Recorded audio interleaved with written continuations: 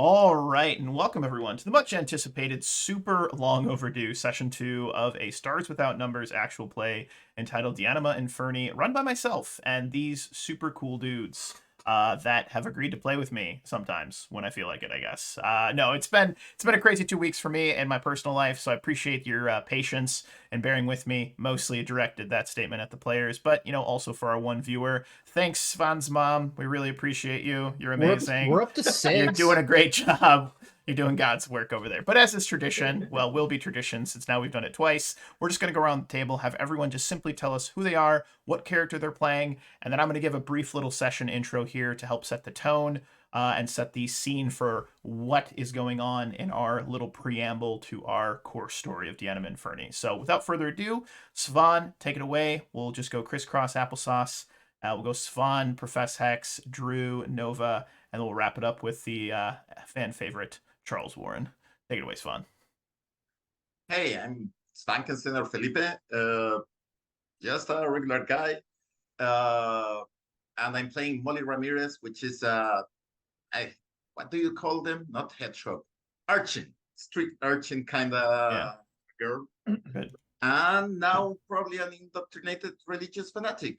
Ideally. Who knows? I mean, hopefully. That's what I'm shooting for. So there you go. Excellent. Speaking of indoctrinated religious fanatics, Professor X. Yes, God be with you. And also with you. And also with you. I'm Professor X, and I am playing Narcissa Capel, otherwise known as Sis. She is the daughter of one of those religious fanatics that Svan mentioned. And she is currently wrestling with the very slow burgeoning of heretical psychic powers. So there's that. You love to see it. Yeah. Chewbacca. Hello, I am Drew. I am playing Aberhart Fuchs. He is a spoiled little rich boy, but yeah, I don't know if he was really that spoiled. He was psychologically and physically abused for most of his young life. Emotional damage. And he is by far the youngest member of the little group here. Yes, the little group, as it were. Nova, take it away. Nova is the son of a noble from the planet of Tetsu. Yeah. Anyway, he's the youngest of his family, and he's taken, because he's the youngest, he's more likely not going to take over. So he eventually, bonded with a mercenary by the name of Cass or Cassiopeia, who, taught him a lot about surviving on his own and, just going about on his, trying to survive the world that's either the good or the bad of it. Like it. I like it. Speaking of the good and the bad, but mostly the good, Charles, take it away. Thank you. I'm glad you didn't say the ugly, the good, the bad, the ugly. Well, it's implied, so go ahead. I'm Charles. I'll be playing Lucian von Ordo, a young noble from a fallen house that has been declared heretics by the oracles of the redemption. Very good. Very good. And of course, I am Der Wolf, the game master, who will be running this story and helping set, I guess, the narrative that is this adventure that we are playing. So when we last left off, our intrepid crew, I suppose we could call crew, but not quite, these estranged, kidnapped children, effectively, they were on a ship headed towards the Crusaders of Redemption compound. My cat has turned me invisible, which is also amazing. Darewolf disappeared. That's a wrap. Good show, everybody. But they were traveling towards the compound, this Crusaders of Redemption compound, and you guys had witnessed some of the other children, their reactions to the situation of what was happening, and all things considered had gotten just a kind of a brief glimpse of who each of you were during this transitional period heading off to the compound, as it were. The current day and time is 3 years in the future.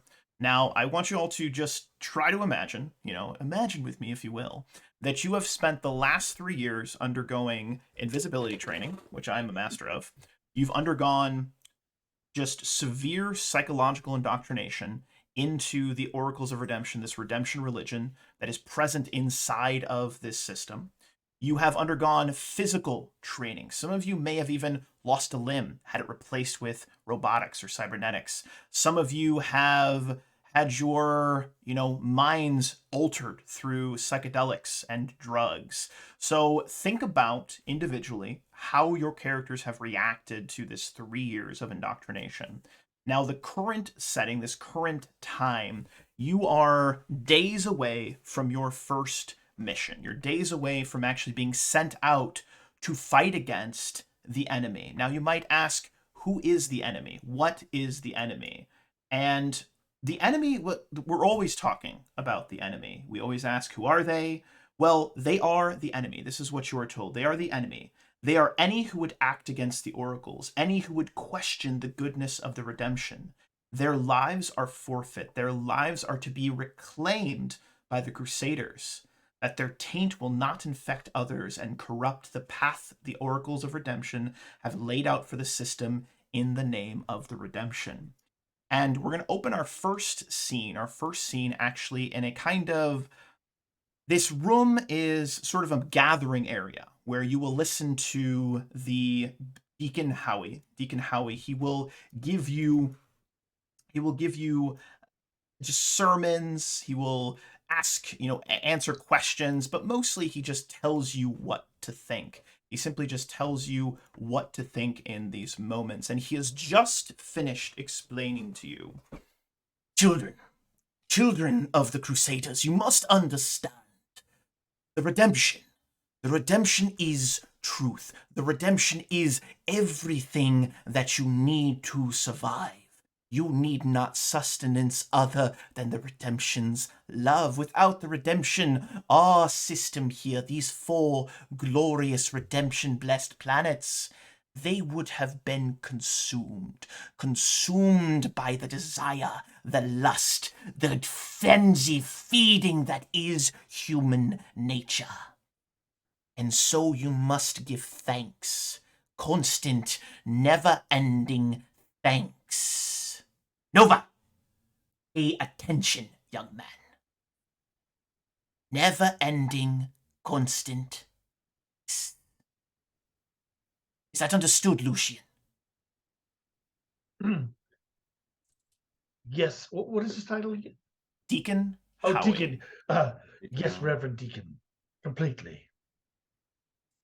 He looks over, eyeing each and every one of you, and I'd like each of you to take a moment in turn to tell me, how do you react to this fiery preacher's speech? How do you all react? What is the expression on your faces? I want to go just person to person here. Let's start with Profess Hex. Actually, start with Svan. We'll go to Profess Hex, Charles, Drubaka, and then we'll wrap up with Neon. So Svan, Profess, Charles, Drew, Neon. But Profess Hex, take it away. What does Sis look like in this moment? I thought Svan was starting. We'll just start with Profess Hex. I changed my mind. It's okay. Boy, you gotta. Nope. I Keep us on our toes. We're doing it live. Oh, Yeah. Oh, is this live? Yeah, it's live. Yeah. Sorry about. We'll fix it in post. It's fine. Yeah. No, you won't. I would say that Sis is she has the look of she's kind of nonplussed, like everything that the deacon is saying, despite the sort of fiery nature of the words pouring out. She's just like, yeah, that all sounds about right. Yeah, that's logical. Yeah. It's all very like she is not affected sort of emotionally by this. It all makes it's as if the deacon were sort of like explaining how a lawnmower worked. It's like, yeah, and then this happens and then that, and yep, that sounds about right. Very good. Very good. Svan, how does Molly look in this moment? Probably a little bit sullen and stern, like she doesn't want to let her feelings see through to those outside her inner circle. And I'm not sure he has earned that place yet. Makes sense. Even after 3 years, she's still suspicious. I like that. I like that a lot. What about Lucian? How's Lucian looking? Lucian has this intense look of cold determination, because he's going all in with this thing. He's hinging everything on regaining his honor by pleasing the oracles of the redemption.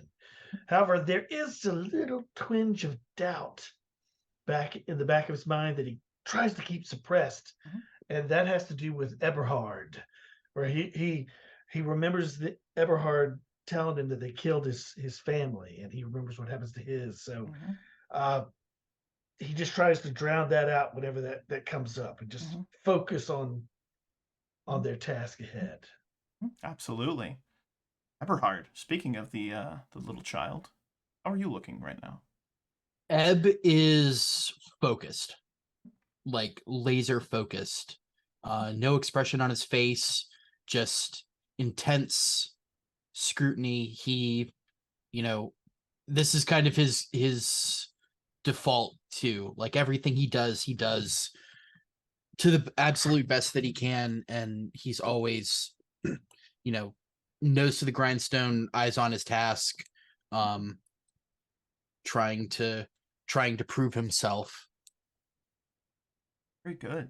Very good. And not stick out. What about Nova? What's Nova look like? Nova, he's actually looking at him, but he's not paying attention. He's focusing on him, what he says, what he does, how he reacts. Like his 3 years, it's like he, does what he needs to survive. And so he's, like when he says pay attention, he's probably thinking of something else to be like, not very interested in what he's saying, but at the same time trying to look like he's focused and determined, Like that. He is playing the part in this moment, it sounds like. The deacon, who has he's actually breathing a little heavy, as though he's exerted himself a little bit, and is in recent weeks has had this cough that is sort of spun up, and he just kind of sputters a little bit. Pardon me. Excuse me. He looks over at Molly. Molly, what is the first tenet, the most important factor, the most important part of the Crusaders of Vindication? What is our primary focus? Molly looks surprised and looks around to see if someone snitches to her. Loyalty? Good. Yes. Loyalty. Loyalty to whom? Loyalty to what, young Crusader? To the redemption and our comrades. Good, yes. And who is the voice? Who is the beacon? Who is the mouthpiece of the redemption? The oracles, of course. Of course, yes. It is good to know that even the smallest, weakest of minds can be taught. And he actually walks over and pats you very, very aggressively on the head, like a pat sort of thing. It's very, in this moment, very condescending in this moment, but it's still there. It is what it is. And let me just fix our screens. Drubak, everything good on your end, my dude? Yeah, sorry. No, you're fine. I realized my laptop wasn't plugged in seconds before it informed me that it wasn't plugged in. Not a problem whatsoever. You are good, my dude. You are absolutely good. So he turns He now turns over to Ebb. And of course, little Crusader Ebonheart. The child, the little one, the runt of the litter. Even the smallest, even the tiniest, even those whose families were true heretics. Perhaps even you, little one, can find redemption in the redemption. What is the second tenet of the Crusaders of Vindication? Whom do we fight and why?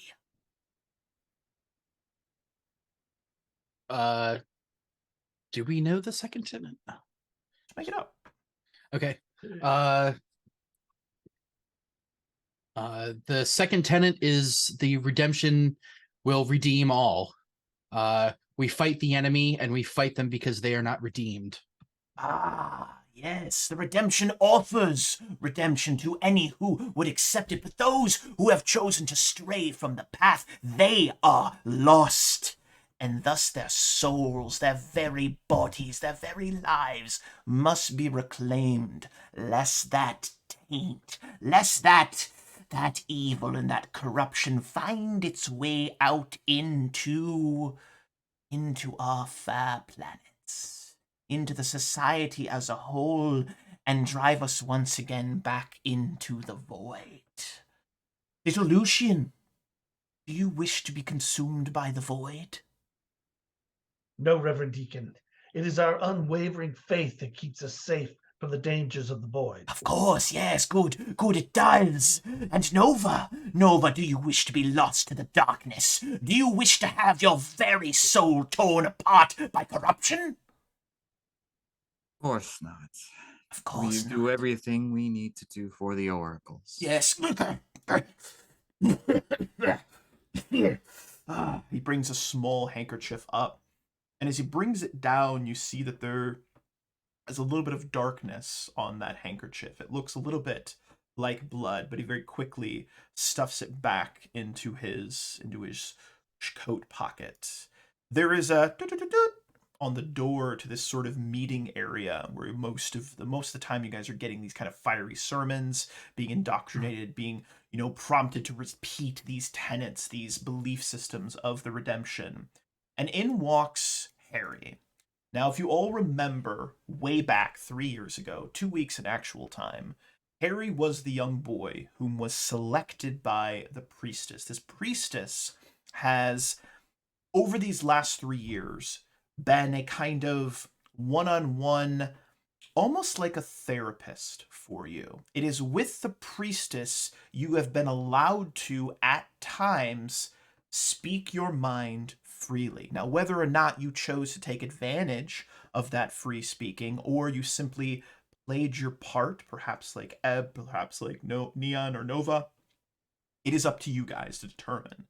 But he walks in, and when you first arrived at this Crusaders of Vindication compound, this young man was not seen. He was gone for roughly 3 months or so. When he returned, he seemed almost robotic. Now he was still flesh and blood. At some point you would have touched or rubbed against each other. He still was warm. He didn't have robotic eyes, but he was very emotionless and everything. And over the last 3 years, you've watched as he hasn't undergone quite the same training as all of you. He's been more of a kind of a courier, a liaison. He's brought information to you around. He's almost been like a little lapdog to all of these rulers, these controllers of this place, the deacon, the priestess, and the Bishop Galex gun.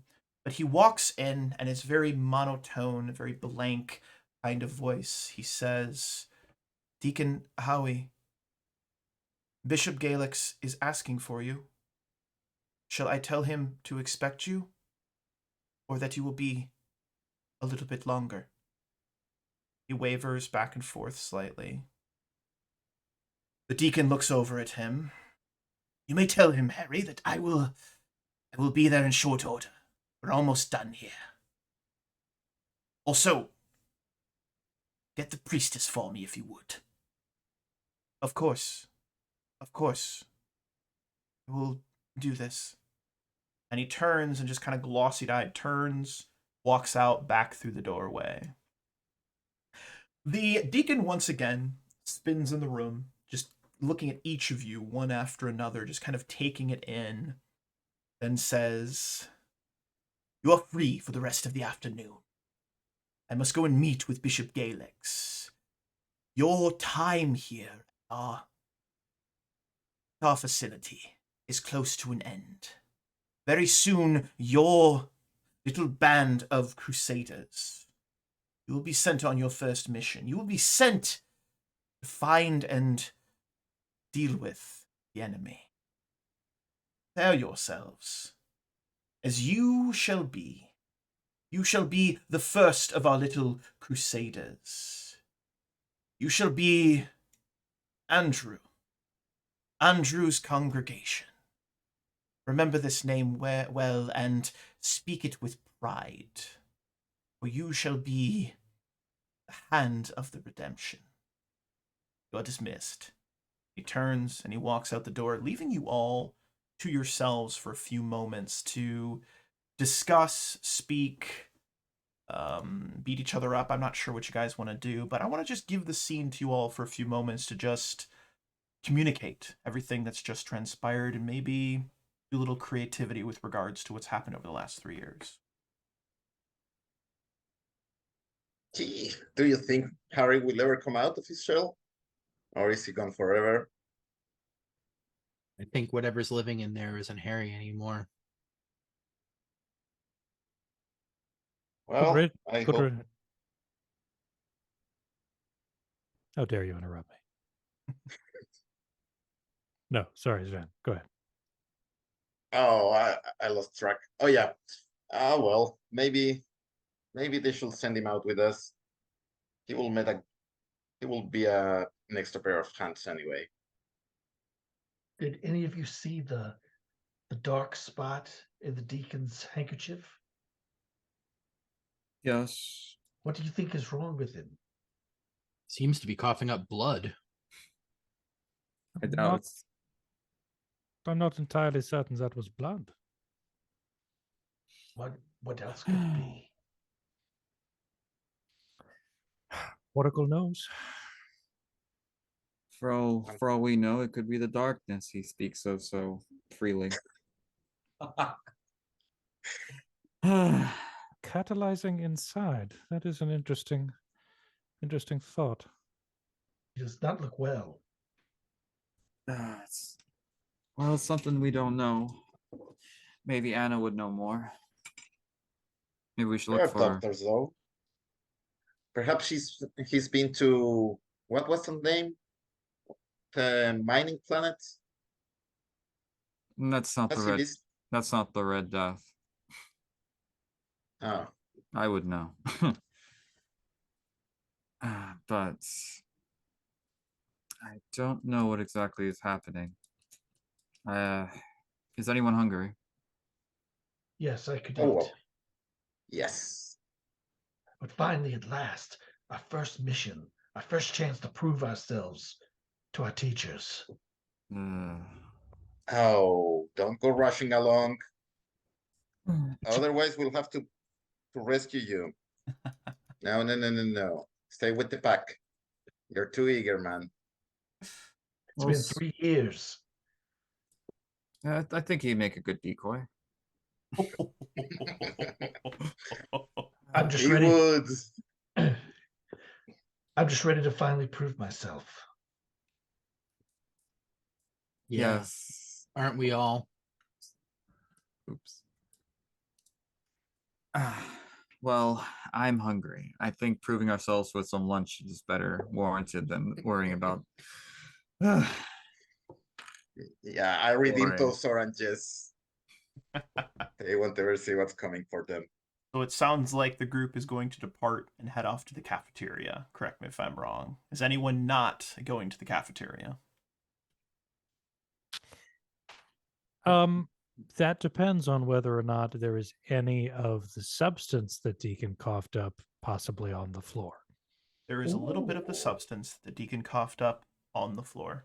You see a couple specks, little speckles of it, as you walk over. They don't glisten, but what you notice as you walk over is you're looking for them. You notice it out of the corner of your right eye, and for the briefest of moments, you think that it almost moves a little bit, like it's kind of like a Laterally an amoeba. or up? Like or... up, like you see almost like a little tendril come up for a second. You think, but it was probably just I don't know the glare of the bright lights overhead, more than likely.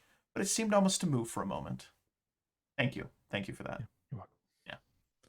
If you so funny story. Professor Hex was in my original Stars Without Numbers game, and this is a bit of a nod to that. So he has an idea of what's going on, but he's a good role player and won't metagame.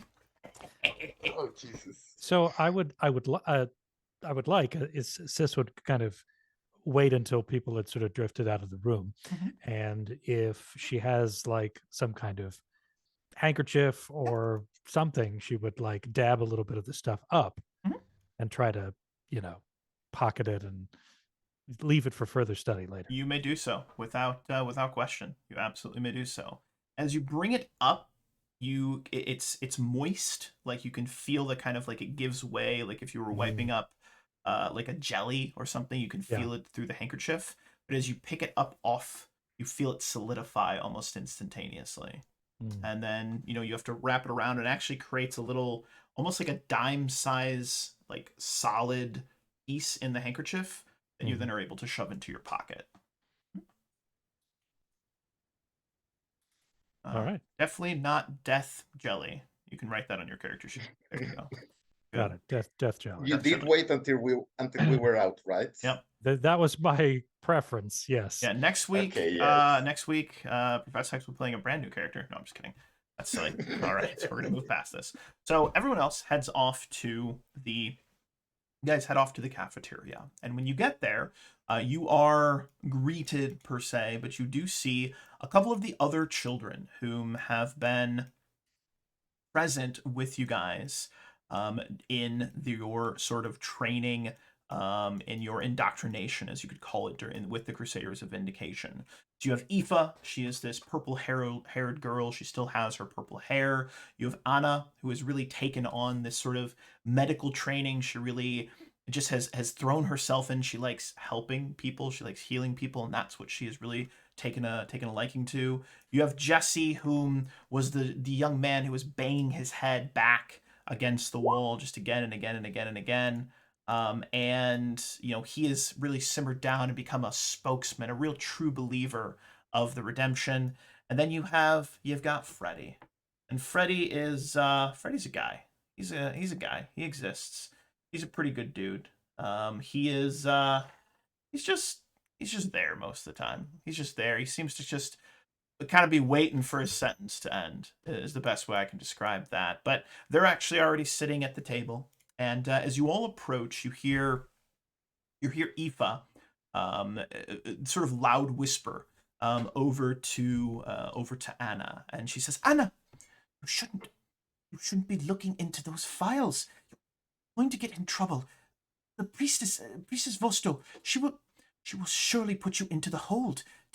Why would you think to do that? I did it because he's been coughing, and I wanted to know if he was sick. It's part of what I'm being trained to do, to make sure. Oh, hello. How are all of you doing? You're talking about the deacon. No, we weren't talking about anything. We saw him coughing too. And something dark on his handkerchief. Who coughing? No one was coughing. That's right. No one was coughing. Iffa kind of puts her hands up and says, "There was no coughing." I'm coughing. So there's someone coughing. Don't worry, we're all as concerned about the deacon as you are. That is up on the shelf that has all of my minis on it. I'm just going to go grab this kitty and throw him out of my office.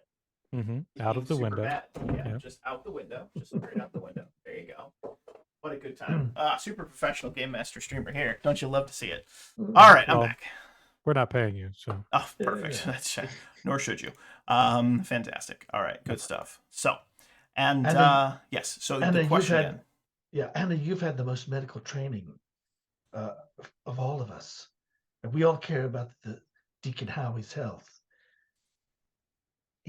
If you know something or suspect something, you should tell us. She looks very uncomfortable. Iffa is looking over to her, just slowly shaking her head like, don't say anything. Freddie is like face first in this mashed potato like substance and is just looks left and right like he doesn't care. And Jessie has his arms crossed and is glaring across at Lucian with just this, I don't like it. I don't like you. It's just he's got this like kind of chip on his shoulder against you for whatever reason. It's been the last 6 months. He's just been really like he used to talk sometimes. He just hasn't talked to you at all. He just seems to like hate your guts for some reason. But he's just Yeah. glaring at you. But Hmm. Anna kind of shakes her head back and forth. But go ahead, Nova. What are you gonna say? Maybe it is nothing. Let's just enjoy our meal before we're not allowed to eat. How they have their curfews. We can always talk about it later. Now, Yes. was Anna actively looking at some files on like a data pad or something just a minute Great ago? question. No. She just was Okay. mentioning that she Referring to. had looked at something when she was in the medical bay and had pulled something up when, the priestess was looking the other way and just looked at some things and what have you. Well, Right. good. We shouldn't talk about it anyway. Have you all heard? Says Anna. Have you all heard what your first mission is going to be? A vague idea. No, not really. Jessie, All we know is that it would be something against the enemy. Jessie pipes up. What a dumb answer, Lucian. We have already been given our first mission, and we know precisely where we are going. We are being deployed to Teus to go and deal with a rabble rouser who is trying to rise up against the oracles. It is a mission of great honor, a mission of great importance, and we will surely be blessed by both the oracles and the redemption when we assuredly succeed in victory. Glorious, holy victory. Lucian, is kind of giving him a smoldering look as he's eating, continuing to eat and stare at him. Does it surprise me, Lucian, that you and your little band of misfits have, well, you're getting leftovers, seconds. You'll be sent to deal with, probably some rodents of unusual size. No one else laughs Okay. except him. Yeah. Speaking Okay, of, when he says leftovers, Molly stretches and steals a spoonful of his mashed potatoes and bites them. As she goes to do that, he pulls a fork and goes to stab at your hand, but you are way too quick, so it just bends on the table. He goes to reach across and grab you, but Freddie, who's had his face down in the mashed potatoes, takes his arm and just like brings it up, blocking him. Takes another mouthful. Hey, Jessie, can you pull the redemption's dick out of your ass, please? It's getting really annoying. And then he puts his hand down and just keeps eating his mashed potatoes. Jessie is just red and fuming, and he's got one of the little like butter knives in his hand, like he's gonna come at you, but he just clanks it down onto the table. It clatters for a second, and he says, "You're all heretics." He turns and he storms out away from the conversation. Ooh, Lucian stands up quickly and goes after him, walking Ooh, quickly. love it. Let's follow that. Let's follow that. Let's follow And it. in front of everybody, he grabs his arm and whirls him around. You whirl him around. And gets right in his face and says, you call me a heretic again. Be the last thing you ever say to me. And then he's going to push him back. Jessie, unless something else happens. Looks shocked in this moment as you grab onto him, ripping him around. He loses his footing a little bit. His eyes wide, like he's surprised at this outburst. And you can see him starting to mouth some kind of comeback, but his eyes are so wide and shocked that as you push him back, he stumbles and falls onto his back. You can hear the wind get knocked out of him, this oof, as he does so. And he stays on his back for a good solid 10 seconds, just trying to catch his breath. Finally, go ahead. Lucian would just turn on his heel and go right back to where he was sitting and start eating again. As you spin and turn back, you see him after this 10 seconds slowly get up. This just angry expression, just that like almost that childlike indignant. It's just like he's just so mad, but he can't formulate the words, and he just gets up and storms out. But as you get back and sit back down, Freddie, finally with his last spoonful of off-brand mashed potatoes, shoves it into his mouth. You know, Lucian, he might be a crazy fanatic, but wow, that's really good. I don't know if I want to piss him off like that. He seems like the type that might, you know what I mean. Lucian doesn't just looks up at Freddie, acknowledging what he said, and goes back eating. Right. He grabs the knife that Jessie had set down on the table, well, smashed on the table, flips it around and slides it very loudly, like that scraping sound of metal on metal across the table, and puts it right in front of Lucian. You might want to sleep with that under your pillow, just in case. Never can be too safe. Lucian just looks up at him and nods and continues to eat. Yeah, but as Jessie had said, we did get our first mission. We're supposed to go and kill this. What was her name? Iffa. Iffa, you're better with information than I am. I forget everything all the time. What was his name? And Iffa is just like looking at him like, God, you're an idiot. Why did I have to get partnered with you? Just this very annoyed expression on her face. But as she says that, but as he asks that question of her, she finally responds and says, Sarah Yinfel of Teus, the leader of the leader of all the union down there. Like, we're supposed to go kill her. And Nova, this name would ring a bell. You've actually met this woman in your youth. She actually worked as part of this union organization that kind of worked hand in hand with your family and helped. While the family was like, no, the workers just need to work, and who cares if they're dying of the red sickness? She was like, it matters, because if your workers all die, then you can't work the mines. So what the fuck? So you've actually seen her, probably not had a direct conversation, but you would know who this is. You can do with that information as you see fit. But Iffa says, yeah, we're supposed to go and kill her. Apparently she's a heretic and trying to spread false news that the redemption is false. So it's false news that she's false. Yeah. Anyway. Very clever wordplay for the redemption, indeed. Shrugs. Oh, well. Did we get our equipment assigned or something? What are we gonna get? We got equipment. Small arms mostly. Some basic tactical body armor. And we'll be dropped off, well, just outside of her compound. Mostly stealth. Apparently that's what they've told us. I'm a little nervous, but if Priestess Vosto can be trusted, which I think she can, well, they won't know that we're coming. Let's see.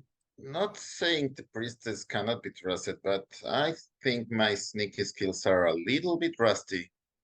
What about you? And she looks at the rest of the kids, says, are you sneaky? I didn't see a lot of confidence there. Silence. Yeah. I don't know if that's going to be our mission, so who knows what we're supposed to do. Very true. But obviously, I don't know. I know this person, or at least I know their name. It's strange to think of them as a heretic when all they wish to do is help the people of Tethys, especially when there's lots of people dying in the mines every day. Nova? Anna speaks up. You witnessed the Red Death, right? The sickness of the people? Yes. Did it manifest in a kind of non-Newtonian like fluid? It's okay to say you don't know what that means. I don't know what that means. Perfect. And then maybe your character doesn't either. That's fine. Sis would retrieve the handkerchief. Yeah. Oh, you mean like this? Her eyes go wide. Where did you get that? You shouldn't have that on you. It's dangerous. Well, then you didn't see it, and I didn't tell you. Wait, what? Get Please, Anna, try to keep up. Oh, oh dear. Iffa, I really think we should tell them. Iffa says, no, Anna. When anyone finds out you were snooping, you'll be thrown into the hold. Do you remember what happened? What if they do what they did to Harry? And, The other one's but- the other one's gone. You don't have to worry about us. We know how to keep a secret. I'm barely paying attention, says Freddie. I'm like miles away. Completely miles away. Yep. And besides, they need us to do this mission. They can throw us into the hole if they need us to work. Well, I noticed that the deacon, he was coughing. He was not seeming well. And a little Yes, bit. yes, we could skip ahead to the little part bit where you more- tell us where the files are. Okay. Well, the files are in the medical bay, and I was Where looking at them. specifically? In Terminal 442, Terminal 42. So Sis will grab that knife that got passed over to Charles. Yeah. Sorry, that. Lucian. Yeah. And take it and just without like a moment's hesitation, just like carve a big like cut down sort of the side of her forearm, like enough to like draw Done. blood and kind of look a little gnarly, right? Yeah. And Yeah. to go and then drop the knife on the table and then, oh, I appear to have injured myself. I need to go to the medical bay. Iffa Do you need me to wide-eyed. help- Do you need me to help you get there? No, I don't think I severed anything. That is gangster. All right, I love Yeah. that. That was super gangster. That was awesome. So we watch as Sis cuts her arm, and then she's gonna head off to the medical bay. And I think we should follow her. I think we should follow her there. Absolutely. So Sis, you head off to the medical bay, and it's the compound itself feels, you know, because you've been outside, you've been to the firing ranges, you've come to know that you are on the planet Betaga, and you've been here again for the last 3 years, but you're on an island that is completely cut off from the rest of civilization. Occasionally you might see a flying, like a spaceship or a flying car go by, but it's always off in the distance near the horizon kind of thing. But you head off, and eventually you do come to the medical bay, which there are several small chambers in the medical bay, and then this kind of central terminal. And there are doctors on staff, but there's a lot of like auto docs too. So you Yeah. can go in, it like you stand by it, it scans you, it might give you an injection, sever an arm, put a robotic one on, just standard stuff like that, as it were. Yeah. But as you go Fingers in, crossed. you are actually not alone. The Priestess Vosto, who has been this kind of half cybernetic looking woman. You can see this sort of robotic, like chest, etc. One of her arms was robotic, the other was flesh and bone. But she is inside, and she is at a terminal, very methodically kind of tap, tap, tap, rubs her chin for a moment with the metal hand. She sees you come in, looks down at your arm. And how, might I ask, little sis, did that happen? She will blink once and then say, there was a disagreement between Lucian and a fellow lunchman. It was unfortunately spilled over into my general direction. What is the punishment, little sis, for fighting against your fellow Crusaders? Do I know what that punishment is? You tell me? 40 lashes for the electro whip. So I ask you, Oh, little wow. sis, whom should we punish for this?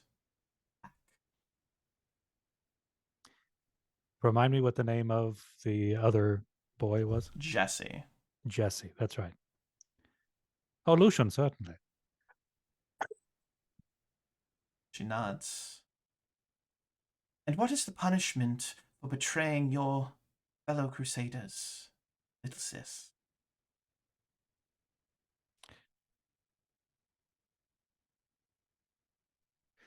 Maiming.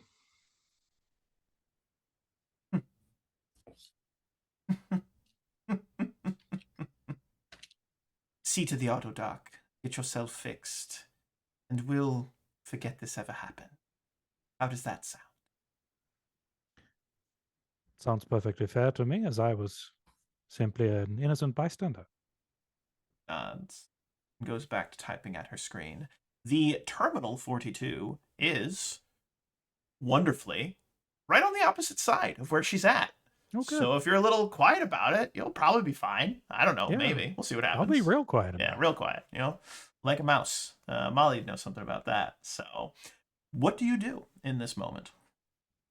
Well, is this terminal, is it purely informational, or does it like So the computer screens on the opposite side, that is where you can enter medical information, pull up records, etc. And then the little miniature terminals here, these are the auto docks. So there's 4 of them at any given point, so up to 4 people could be worked on at the same time. But you can go over the opposite side and you can ask it questions verbally. You can type in questions. You can basically give it your symptoms and pull up your own medical records, etc. You're not supposed to pull up the medical records of other people, but you're kids, you're smart, you've figured out how to hack the system at times. So go ahead. Well, I think on my way around, I would, summon the auto dock, right, and then float over to the proper terminal. And then what I would do is, there some kind of like substance collection port or something? Absolutely, 100%. Yeah, I would. But then I would surreptitiously take the handkerchief and try to get as much of the solid. Well, at this point, it's a solid, right? Yeah. I'd put that little solid little puck. It is like a little dime size, and it's just small enough to where you could just slide it into the little tube. Perfect. Put it in, get a free game. Yeah. Boop. Ding, ding, ding, ding, ding, ding, ding, ding. The lights go off. It's like, you're the grand prize winner of being thrown in the hold. No, I'm just kidding. So you throw it in. You've turned on the auto dock. In fact, you can actually have your arm that you cut like over there. It's getting stitched up in this moment, and you're tapping away. And as it goes in, the computer begins to buzz and whirl and do its computer-like things, and it's like calculating. And then it says, substance unknown.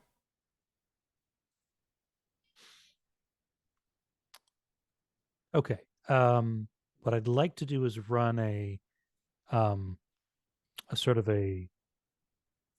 I'd like to run a command that tries to find if there are any other queries related to this specific, like trying to analyze this particular substance. Like, it wouldn't know what it was, but it would know if it had seen it before. If you understand what I'm saying. If anybody else had tried to There look are this 18 additional inquiries in the past month about this particular substance. Do we know where those inquiries have come from? Fantastic question. Roll me a D100. Tell me high or low. And if you guess right, then I will tell you. I'm going to say high. Perfect. Fantastic. That information. Did I say high? I meant low. I'm pretty sure you said low, but unfortunately it rolled high. It was 11 D100. So it is what it is. Life happens. Yeah, it didn't put the 0 on there. I don't know how on a D100 you rolled 110, but hey, crazier things have happened. So not high. I meant I. As an I. Yeah, that makes sense. Yeah. So the good news is that you have discovered that there's been 18 inquiries. The bad news is that the person or persons who have done this hid that they were the one doing it. They covered their tracks, their digital tracks. Yeah. Duly noted. Okay. What's the process? What's the status on the auto dock? How close is it to finishing? You are seconds away from being done with your stitching of your self-inflicted wound. Okay. Self-inflicted. Do we have personal access to? Well, do we have access to personal files as children? Then I would very quickly send all those queries to my personal address. Love it. Done. You have a little like wrist computer. Right. It's like you guys have like little like Pip-Boy. Imagine like little suits, like little body armor suits kind of thing that you can wear from time to time, little space suits, even though you're on the ground. And like there's a little personal computer on the side that both monitors you, your health, etc. Like you cut into it and the auto dock stitched up your arm and even stitched up like your clothing as well. So it's all perfect now again. Yeah, but you have those 18 inquiries sent to your personal computer, your personal IP address, as it were. Good. There you go. What else you got? Well, at that point, hmm,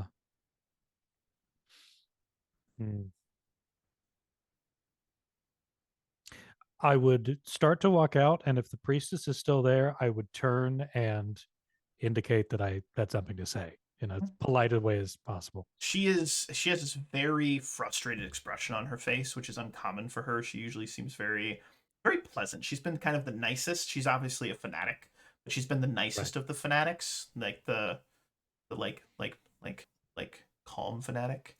But she's just like, she has the expression of fuck on her face. And then she finally looks over. What is it, little sis?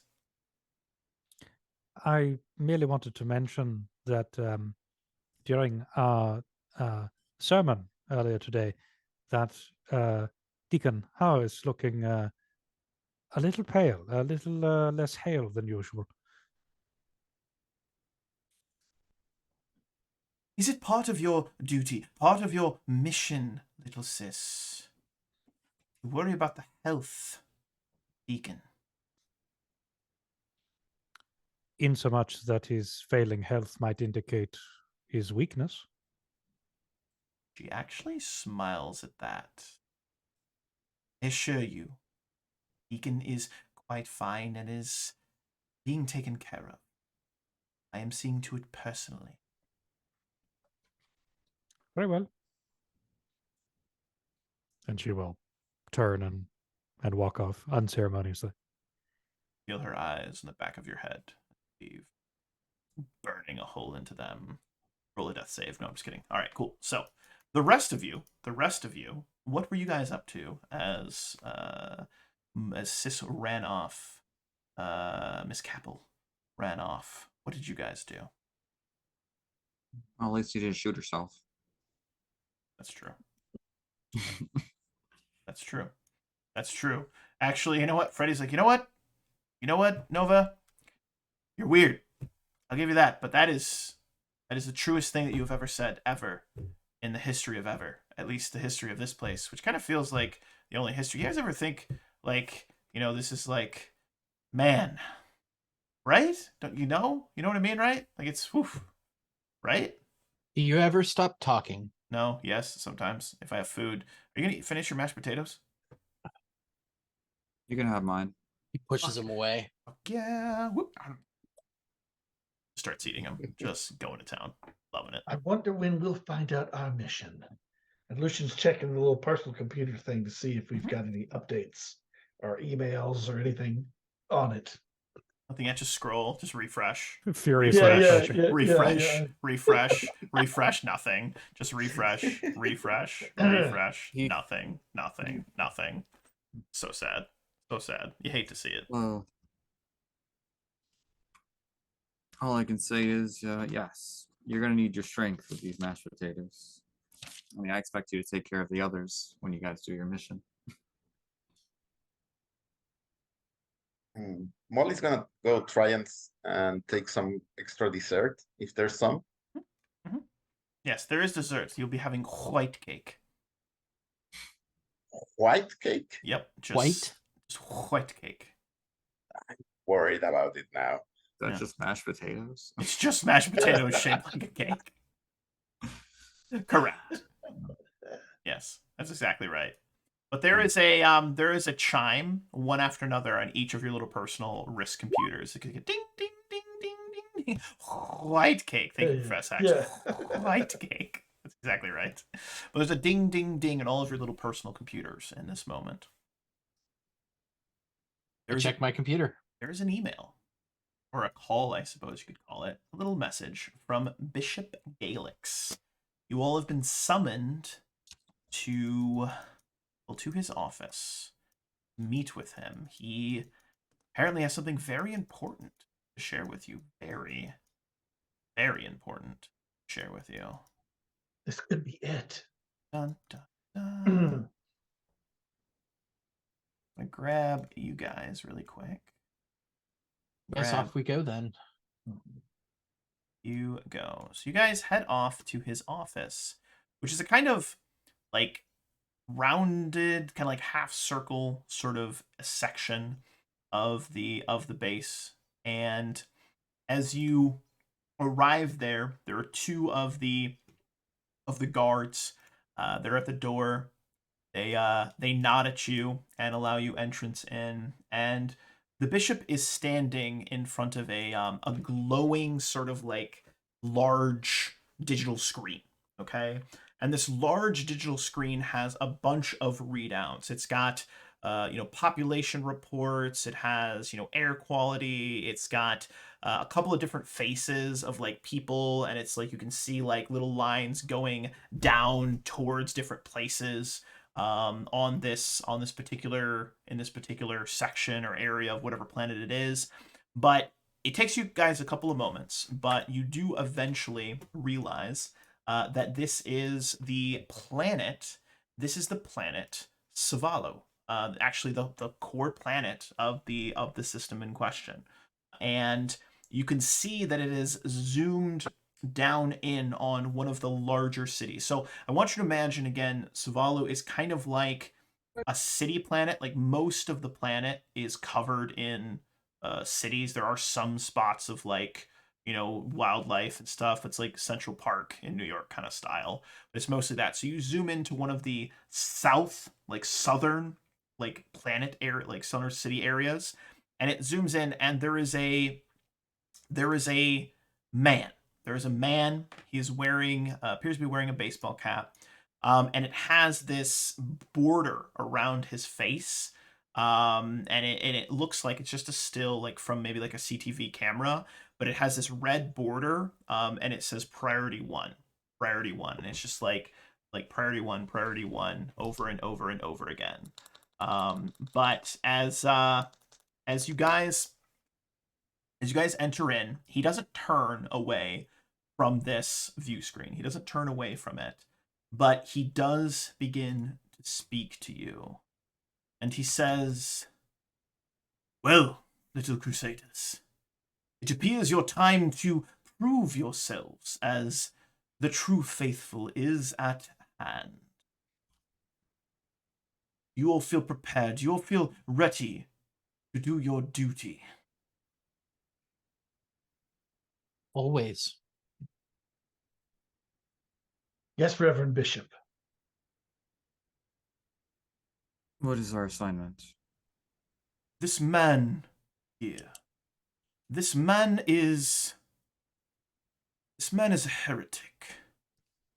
He's begun to spread lies, dissent, and deceit amongst the populace. Speaking of a planet, speaking of a homeworld far and distant from here. He is corrupted by the void. You will find him. You will bring him into custody, and you will return him here for questioning. Should he resist, you will put him down, ending his taint once and for all. And the man in question, I'm actually gonna grab a picture of him. He looks like just kind of like an everyday run-of-the-mill Joe. Like, doesn't look like anything too crazy. Just like a guy. All right? Just looks like a guy. Look at him. Just a dude. Just this little face. He's wearing a hat. And the one thing you guys would notice about him is you've seen among the children, you've seen that each of them are from, like, one of them is from, like, Molly, you're from the space station, right? We've got Nova, who is from Tejas. We've got a couple from Svala. We've got different folks from different places, each of the core planets. This guy doesn't look like he's from any of the planets. Like his features seem a little off. Just like he seems foreign, I guess is the best way to describe it. Now, obviously, you all haven't seen every single person on every single planet. There are millions and millions, if not billions, of citizens across the 4 core planets of this system. But there's something off about him. Even his clothing seems different. And I'm curious, do you have any questions, any comments? Is there anything you'd like to ask about other data on the view screen? Just what would your characters, what would you guys ask in this moment? Where was the target last seen? The man in question has been frequenting a den of ill repute, a bar.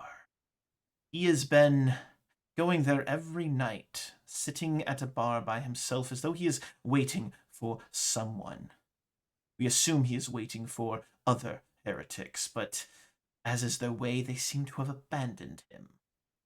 So now we have him trapped like a rat in a cage. We will go there tonight.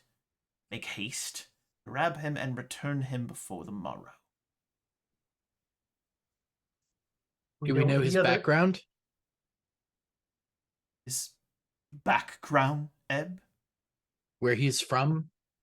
His background and where he is from, he finally turns to face you, does not matter. All that matters is that he has forsaken our sacred duty to give our lives in service of the redemption. Where he is from does not matter. All that matters is where he is going, and that is either to an interrogation chamber or into the ground. I only wish to know more so that we may anticipate our enemies' movements. We believe he is from Betaga. Can I make like an insight check or something? Yeah. Each of you can see. I'm actually going to give this to Ebb, actually. Not each of you. I'm going to give this one to Ebb. Ebb, he made that up on the spot. You know this because when you were a child, you would watch your mother make excuses for your father from time to time, and eventually you started to pick up on it. You started to pick up on those little white lies. You know, it's like, oh, he's not an alcoholic. He actually does care about you. And you knew that wasn't true. And you knew when she was making up stuff on the spot to try and protect you. And the bishop just lied, straight up just lied right here. But you can do with that information as you see fit. Where did he say he was from? Betaga, the planet you guys are Betaga. actually on. This is the military police state that's been under military control for the last 50 years. Then we should we should know his behaviors quite well. Thank you, Bishop. He nods. Our second drop tonight. We're just doing great. You'll love to see it. All right. Other questions, comments, concerns? Not after that. After what he gave Ebb for asking more questions, Lucian's just gonna stand straight and look eager. Like it. Will we be expecting any sort of resistance? You mentioned no other heretics, but he is a heretic, and as is the way, he will fight you tooth and nail. Be prepared for a fight. Take him quickly, and your duty and your service to redemption will be rewarded. Will we have armaments? Yes, we'll indeed have armaments. We'll be fully armed in this engagement. Live rounds and ammunition will be at your disposal. To understand, ideally we take him alive. Only if he proves a problem are you to put him down. Is that understood? Yes, Bishop. Very well. You are all dismissed. Redemption bless you, watch you, and keep you safe as you do its work.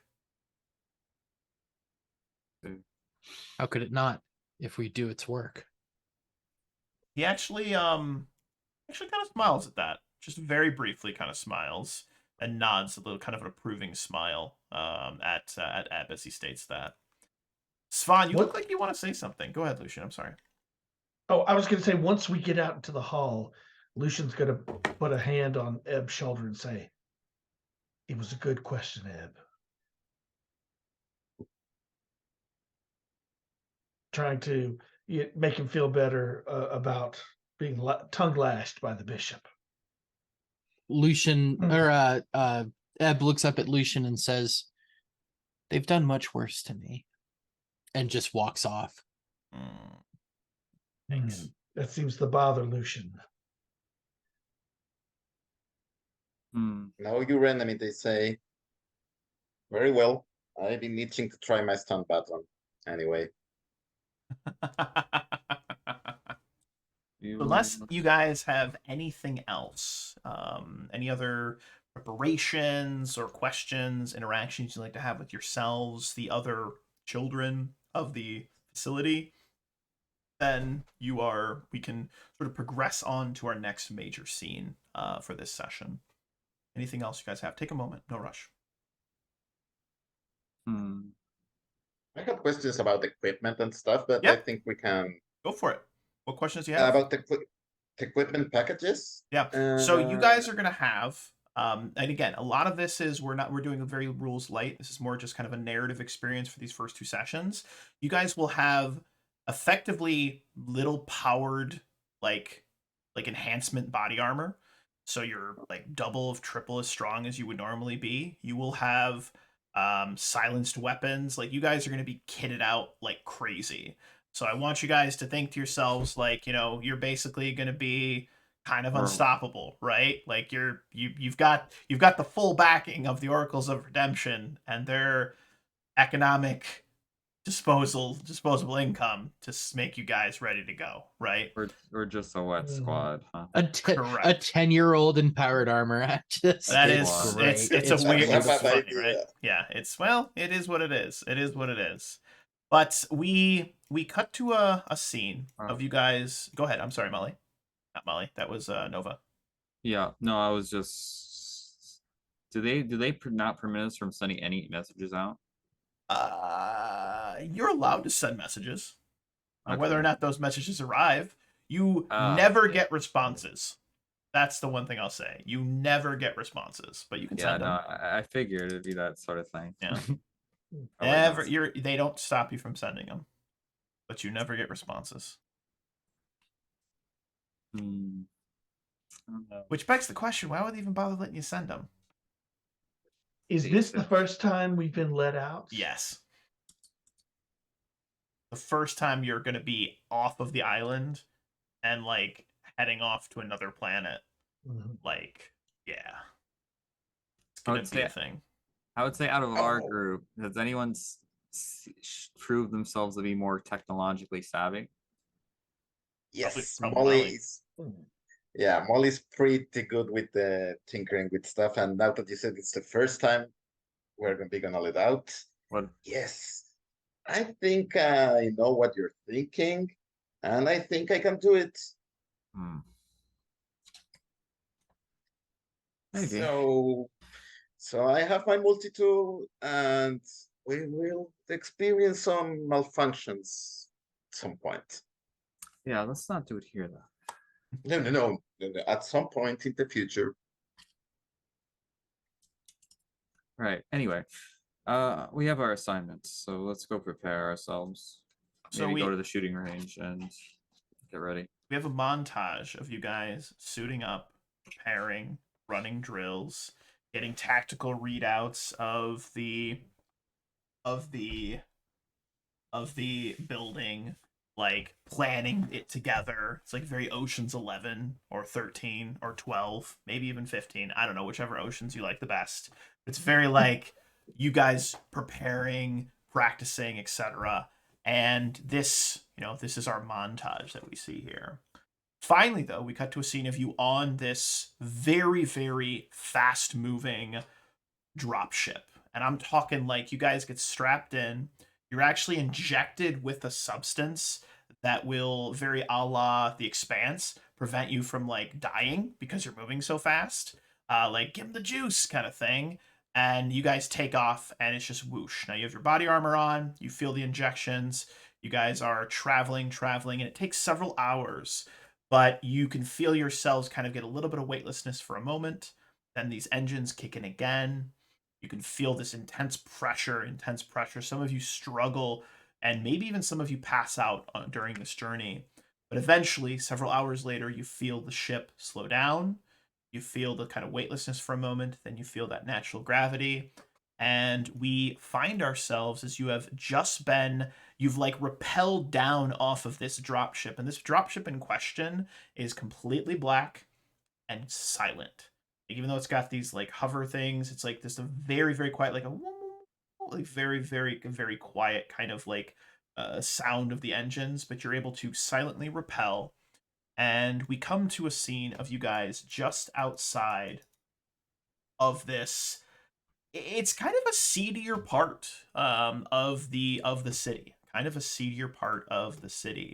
but you guys are just outside of this building,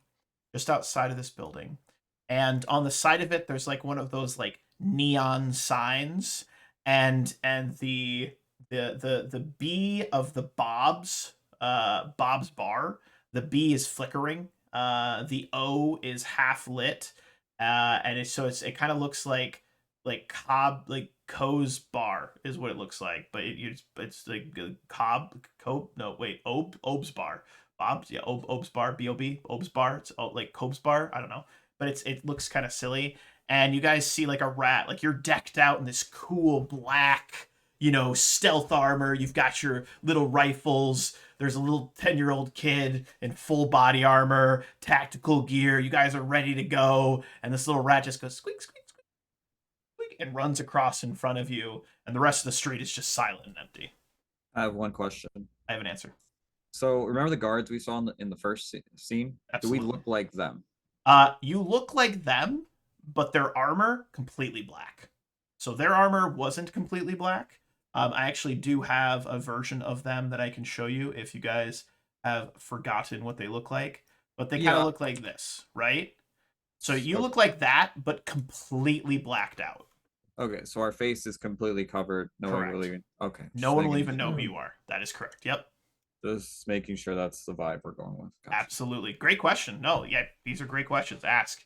We're all in this crazy adventure together. We're just making it up as we go. It's fine. And I'm assuming if we go walking into the bar like this, it's going to be like seeing a SWAT team come in, right? I mean, we can't go in incognito and order some drinks. So that is exactly why in this moment, as you land, I want to cut back. What is the plan that you all come up with? So you guys land. I wanted to set the scene so you kind of knew where you were at. And then I want to give you guys a moment as we kind of flash back to you discussing what is your approach to this particular bar. Now you have the map. You know approximately you have like the ship, your drop ship is above doing like heat scans. There's 2 people that you can see inside right now. But what would you guys like to do? What was the plan? First floor or second floor? All single story, and just one story. There's like 2 bathrooms. There's a storage area. There's a basement, but the basement is all storage based on the readout. There's 2 big pool tables. There's a couple like little entertainments like consoles. There's a guy named Bob that owns the bar, labeled not a heretic apparently, but also labeled expendable in your tactical readout. So, yeah. That's harsh. Did it give off any readings of a back door? Sorry. Yes, there is indeed a back door on the left side of the building, which is located over here. Have we been given a? Oh, sorry. Go ahead, Charles. You said we had 2 life signs readings in there. One is identified as Bob. Correct. Is the other one unidentified? The other one is identified as the heretic. Oh, the heretic. So we know he's there. We know he's there. Yep. All right. Have we been given a time frame that we have to have this finished in? They said to bring him back Before by tomorrow. tomorrow. Yeah. Okay. They said bring him back tomorrow. which we don't. What time is it right now? It is early evening, probably about 9 o'clock. Alright, so early day. All right. Well, we got lots of hours.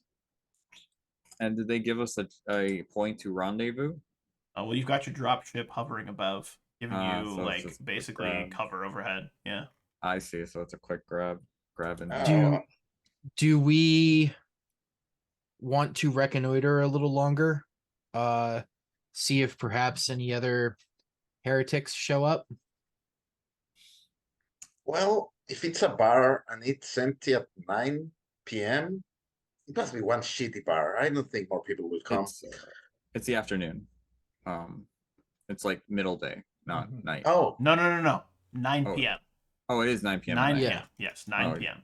I heard afternoon. Okay, never mind. Yep. Yeah. It's early evening. Oh, is that early? so To me, I it's don't know. early. And Late evening's like midnight. do we know the pilots of our dropship? Yeah, the pilot is just one of the other Crusaders in the white armor, kind of white gray armor. Okay, but he's an adult. He's not from our unit. No, he's one of the adults. Right. Well, if he was gonna get any reinforcements, they would have came as soon as the dropship came in. I think we should just go in there and see what we can get from him ourselves. Maybe one of us cover the exit that's in the back corner, just in case he Okay. tries to scurry off. I'll go for the suppose- exit. Well, I suppose I'm the least intimidating, so I should probably Clad in not black be... armor, wielding an assault rifle. Yeah, it's super That's- unintimidating. The Yeah, little but like tactical midget. All right. I'm just saying, He's at least.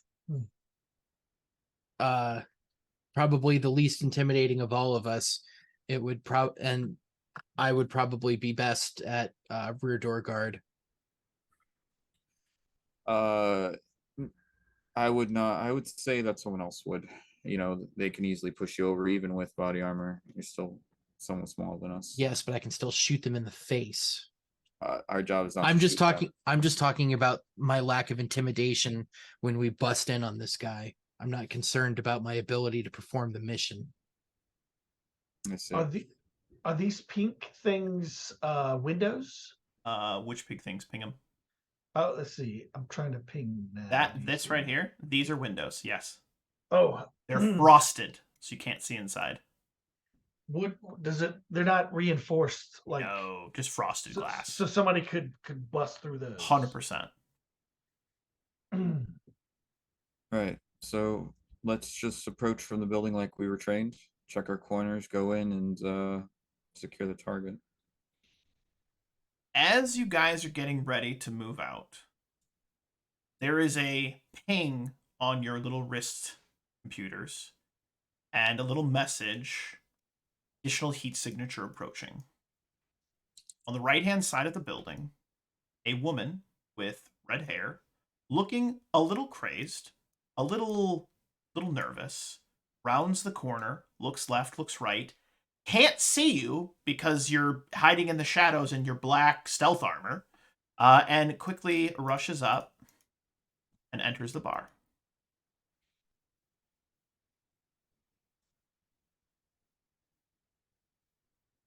It seems. Did like we get a they're- bug in there? A bug? Great question. You tell me. This is your story. Like, did you guys put a bug in there? Do you guys could probably have like a little mobile device that you can like have this little creature thing run in and give you like audio and visual. Oh, that'd Okay, be well, great. I will go to my post at the back door. Okay. And slip in a device to eavesdrop. Yeah. So you have this little tiny little spider thing that can flatten itself, and it's very quiet and just this little tick, tick, tick. And you watch and you like pull up your little wrist console and you can like move it like a little almost like a little RC car kind of thing. And it moves in, and as it moves up and around, it goes down the hallway. Left-hand side, it sees right here, it sees the bathrooms. And then it comes in and you see that there are two people sitting at a booth. The man that you've been asked to go and apprehend, and across from him, this red-haired woman. How close do you get your little device? I'm gonna have it hug the wall and get close enough to listen in at least. The man is mumbling to himself, and the woman is sat down across from him, looks as though she like is trying to get him to snap out of it. But the man in question, he is mumbling. Can't trust the psychics. Can't trust him. Nope. Dakota, what's that? Dakota? No, Dakota. You don't know. You don't understand, Dakota. No. Emmett was right. Emmett is always right. Emmett is right. Emmett. Lock. The woman says, Russ, snap out of it. You told me you could get me out of this system. You told me that there were other places that I could go. I don't want to be under the rule of the... You promised me you could do this. Now you're talking crazy. Who are you even talking to? Well, you see, the thing is, seen some shit. I've seen some things. Dakota was right. Dakota, shut the fuck up, Dakota. Shut the fuck up, Dakota. Why are you always yelling at me, Lachlan? Lachlan, you are such an annoying person, and I hate everything about what you are saying. I should have listened. You should have listened. Fucking psychics, the mind burning thing. And she finally reaches across and slaps him across the face. You either snap out of it or I'm leaving. He settles down. Yeah. I've got a ship. Yeah, I can get you out of this system. Yeah, there are other planets, there are other people, there are even other species. Everything these fucking crazy oracles are telling you, all a goddamn lie. All a goddamn lie. You know there actually is a god? Well, at least some people believe there's actually many gods, if you could believe the different planets and whatnot. But what I was saying is that, okay, I fucking hear you, Emmett, all right? I fucking hear you, man. We'll get to it. You have the payment. Any raw material, your funds, your credits, whatever they are, they won't translate to other systems. And she leans back and she says, yes, I know where we can procure it. How much did you need? And they start to deliberate like a price of him promising to get her out of this system. How long do you let the little bug listen in on the conversation? Once they start getting into the nitty gritty, I'll go back to the group proper and relay the information. By the way, what he is saying is about as heretical as any heretical can get. Yeah. Like maximum heresy. The man sounds unhinged. Completely unhinged. Yeah, but he's talking about ships and resources that we could get. And Molly will follow Eb and talk out of comms if it's possible. Yeah. She's a I technical don't mind. want to be talking about this in comms. Yeah. You can like tap your little like mask, your little helmet, and like it like retracts so you can just speak. Okay, he said he had a ship and that he could jump to other systems. We should find out about that ship, to requisition it for the oracles. He's also talking about being psychic. Do you know anyone psychic? Molly is one. I think you've seen her probably like. Oh, that's right. Okay, yeah. Do you know anything about someone that can become like that from psychic powers? I'm not an expert in the subject. I think Sis was an expert in the subject. In an academic sense, maybe. Well, that's better than the nothing that we have right now. How that she would sort of take a moment and, her eyes would shoot kind of up and right, accessing data, buffering, reticulating splines. And she would say, well, there are documented cases of people exerting their psychic abilities far too frequently, to far greater an extent than is perhaps medically safe, and that does tend to have knock-on effects in terms of the mental stability and overall physical health. So yeah, it's within the possibility. Well, whatever this man is, he's a heretic. And the woman has proven herself to be one as well. I say we apprehend them both and take them back. Oh, of course, but we get information first. I'd say we follow them. I They can want to get know it. more about this to see if it's actually true or not. I'm sure the bishop will be able to get as much information as he wants once they're imprisoned. But he's sick, you know. We don't want to worry him. We I should- might. I tend Oh, to that's the thing. agree with Nova here. I think we should execute. I'm sorry. I'm going to start that again. I tend to agree with Lucian here. I believe that we should follow the mission as set out for us, the guidelines. This is our very first, and we don't want to rock the boat, so to speak. Hmm. And we don't want to take any risk of this man getting away. That's a fair point. Yeah. I would be Yes. watching ourselves if I were, first outing. I do agree with this notion that Nova had of following one of them, let's say. Perhaps we make a quick assault, if you will.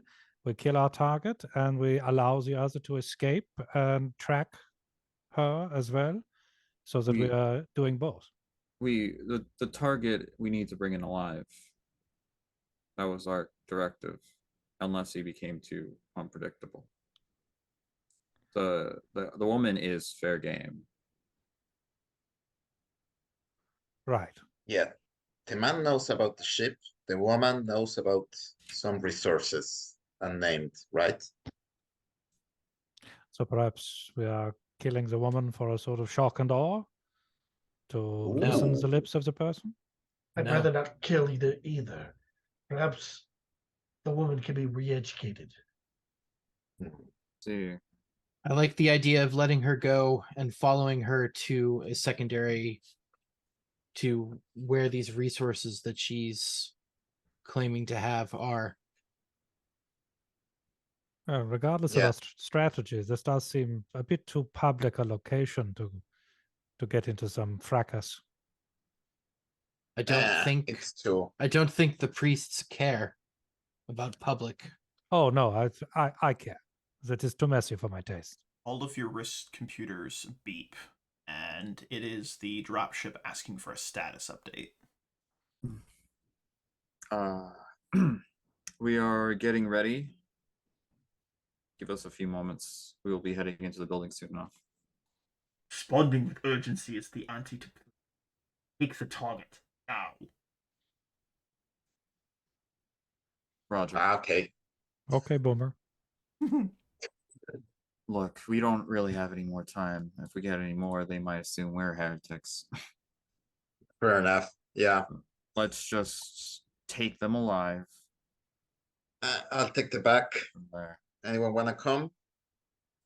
I thought the back was mine. Two of you go. Ooh, we can share it. Two of you go, and if anything happens, kick in the door and start coming in from the back entrance. Yeah, 3 is enough for the front and assault. Come with me. So we watch as Ebb and Molly get ready on the back. Sis, Lucian, and Nova get ready on the front door.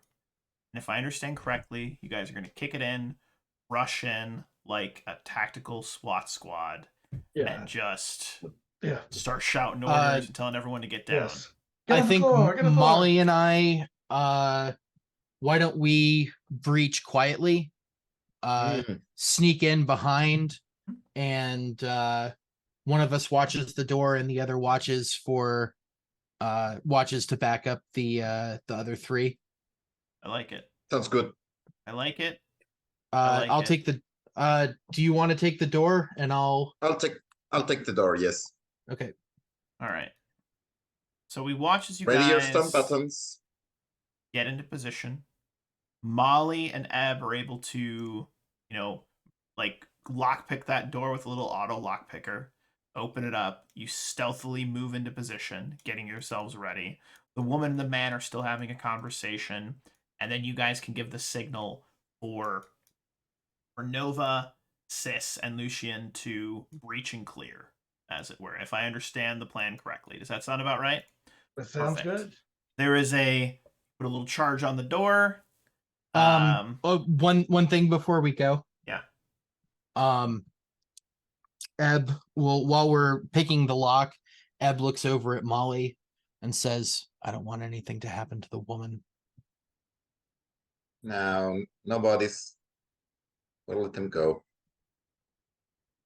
You guys want to breach the door with a charge or just kick it in? Let's just kick it in. Yeah. You kick the door It's a down. bar. As you kick, not being quite used to your own strength, Nova, you break the door off the hinges. It goes flying across, crashing in. The guy at the bar goes, "What the fuck? Like, who the hell do you think you are? Not so aggressive." And as you guys come in, his eyes go wide. He throws his hands up and then just drops to the ground, complying. He's like, "I'm not resisting. I'm not resisting." He starts screaming. You guys move in. The woman starts to panic, seeing you guys move in. She goes, "No, shit, no." Turns and goes to run and runs face first, almost tripping over Eb. Eb, you are able to grab onto her and stop her. The man sitting at the booth, though, doesn't move. He just kind of brings his hand up the side of his face and goes, "No. You're right. Yes. That's right. Yep. You were right. You trust me. You warned me. I should have listened. Why did I listen? I should have listened. Listen. Elias. I know I should have listened to you. Why do you always fucking tell me that I should have listened to you? I know I should have listened to you. Shut the fuck up, Dakota. Shut the fuck up. Okay. Good. No. Not their fault. No, it's not their fault. Not their fault. No. Nice. No, I can't kill them. They're going to kill me. That's the point. That's the whole fucking point of this, is that they're going to kill me. That's going to start it. It starts everything. It all starts from the beginning. We got to go back to the beginning. We got to start the whole process all over again. And he's just mad.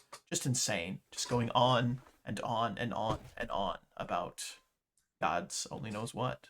Redemption only knows what. Can someone throw a stun baton at this motherfucker? Yeah. Get up. Get on the floor. Get on the floor. Do not intervene. Stop resisting.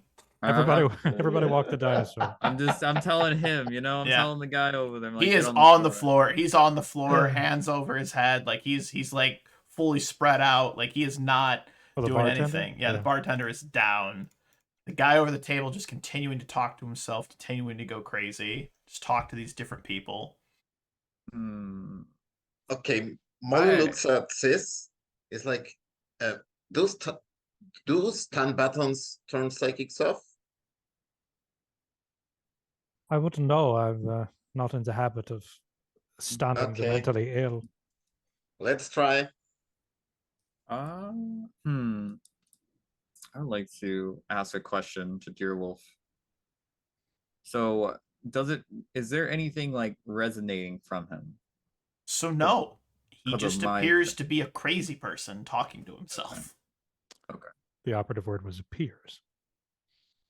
Just this the thing I can do, it's like I can notice little strange things if it's that occurrence.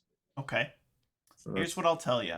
When you get about 5 meters away from him, you see these kind of shimmering, what look like humanoid outlines. You see something that appears to be a humanoid outline sitting to his right. One sitting across on the right-hand side that would have been next to where the woman was. And then 2 more people sitting back, like kind of like these shimmering outlines of individuals sitting behind him, kind of leaning over. And it almost looks like he's surrounded by these kind of shimmering outlines, and they're having a conversation. Almost looks like a group of friends talking to each other, almost. But he seems really annoyed. And every time he says a name, he turns to one of these kind of shimmering outlines. And again, I want to describe it as this kind of like, one of them kind of has this like reddish kind of outline. Another has this kind of bluish, sort of almost looks like a ghost, like the ghostly outline.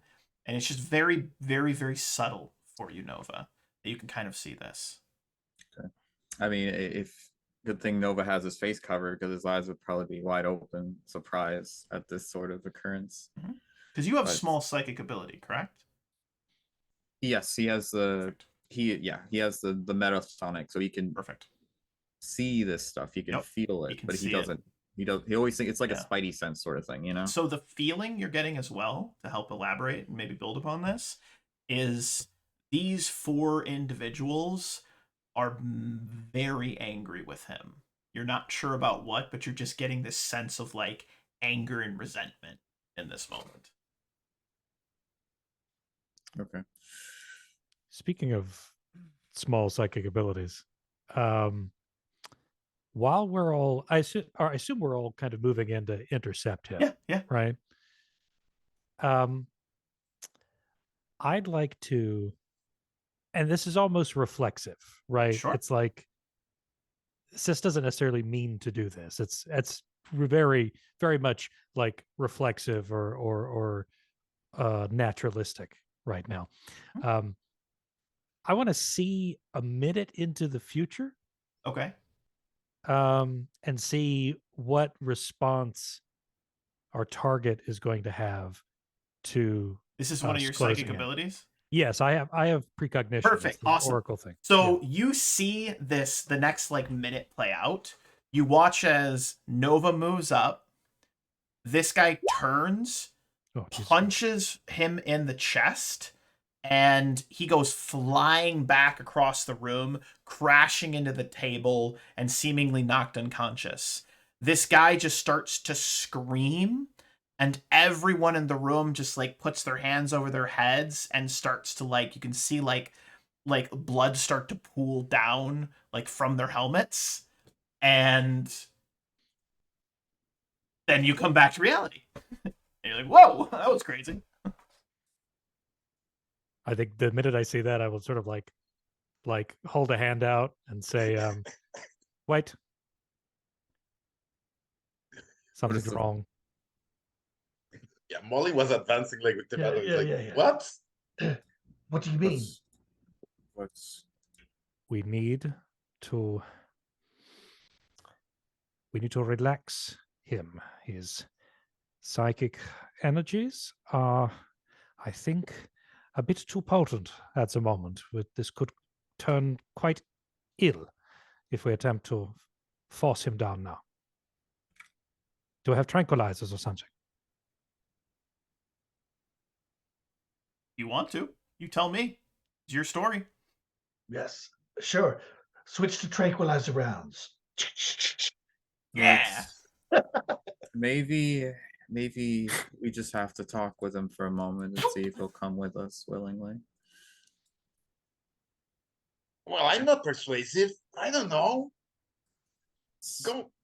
Look, let's try before we go to the nuclear option. But Nuclear sir, rounds? I think that's a thing, right? Anyway, but sir, you're in violation of the laws of basically the oracles. We are here to detain you and come with us willingly. All we ask for you is to come in peacefully, and we will not cause any trouble for anyone in this establishment. The man who is still having a conversation with somebody turns to the slightly blue outline, Nova. He seems to like he's listening to someone. Like, right, Lachlan. You're absolutely right. Absolutely right. He turns towards you, Nova. You know, and I say this with the utmost respect, the oracles are bullshit. Trust me, I knew a priest once. I think his god was bullshit too. That's a whole other story.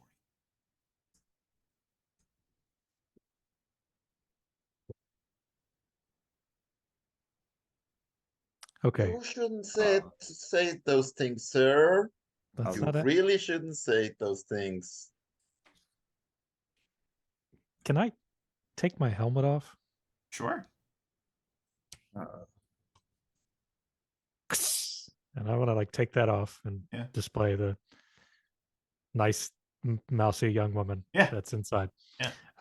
And sort of like I will put my weapon down on the pool table next to me, Okay. and then I will just raise my hands up and slowly approach the target and say, "You know what? You're right.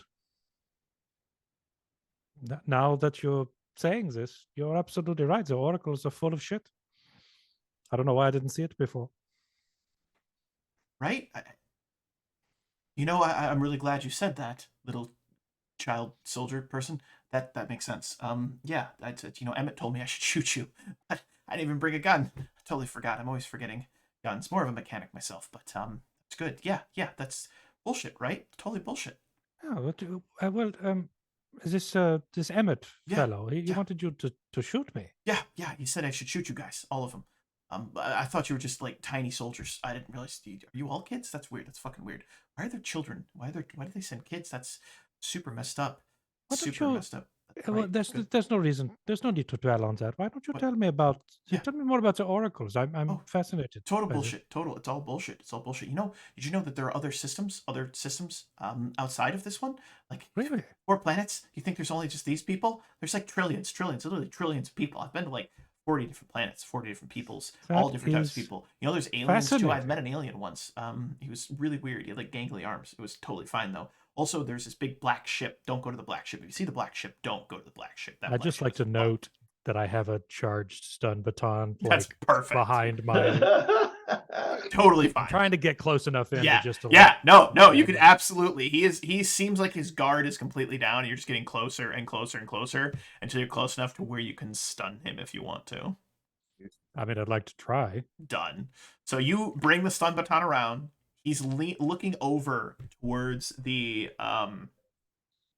sort of purplish outline, which is like behind him to his right, and he looks at it and he's like, "Emmett, see, I fucking told you. They're totally." And then you're like, he's like, and he's just like, you drive it in, and he like slowly turns his head towards you as though he's trying to reach out with his hands, like he's gonna try and strangle you, and then you turn the baton up a little bit, like this is stun an elephant setting, and he drops It goes up to 11. unconscious. Yeah, it goes all the way to 11, and his face just goes boom right to the table. As his face drops to the table, Nova, you notice all of those translucent, shimmering outlines, whoosh, vanish, and they're gone. Lucian is going to rush up and take one of his hands and behind his back, the other one behind his back, and manacle him. Done. Perfect. All right. I don't know who you guys are. I'm just a bartender. The oracles are awesome. Praise the redemption. Please don't kill me. Good. Just stay down there until we're finished. Put your mask on.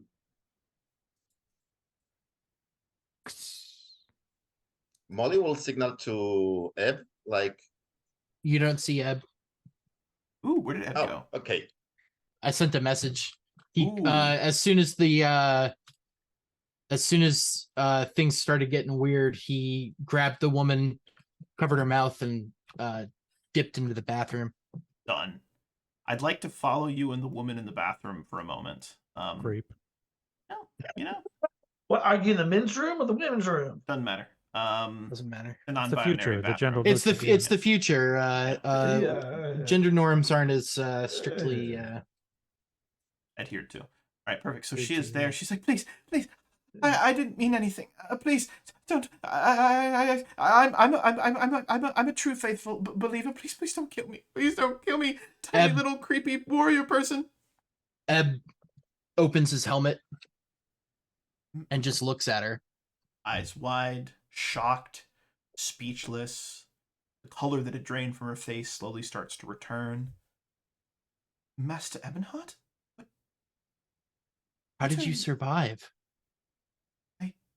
I was away when they came. I was in the city. When I returned and I saw the ships, I simply ran. Do you know thought you were anything of dead. what happened? She looks incredibly, incredibly sad. I'm sorry, little master. They killed everyone. Everyone. Your father, your mother, servants. Twins? I didn't see the twins, but I'm sorry, little master, but even killed the dogs. True evil.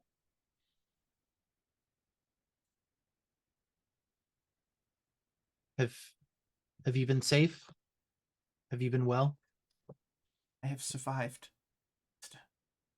Safe and well are luxuries reserved for the oracles.